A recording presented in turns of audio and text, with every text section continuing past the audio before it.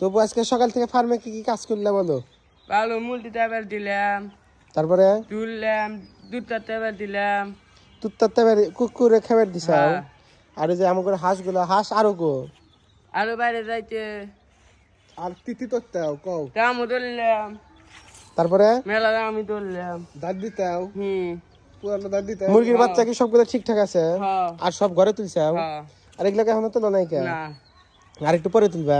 আর একটু পরে তুলবো। আর রাজহাঁসগুলা না দাঁড়লো বাইরে হাতে, ওরা কখন তুলবা? এই তোনটা রাত্রে সন্ধ্যার 8টা। আচ্ছা, রাজহাঁসকে কি খাবার দিয়ে দাও? টান দাঁতের সাথে গুড়া তুলা দুলা ফিড ফিড ফিড।